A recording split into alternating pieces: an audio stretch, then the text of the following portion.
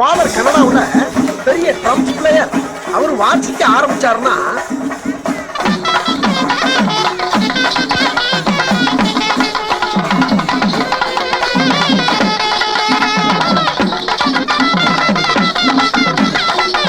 அவருடைய வாசிப்புக்கு மூவ்மெண்ட் பண்ணாதவங்களே இருக்க முடியாது. அண்ட் ஒன் மோர் திங், என் மம்மி வெஸ்டர்ன் கிளாசிக் டான்ஸ்ல பெரிய மேஸ்ட்ரோ. அவங்க ஆட ஆரம்பிச்சா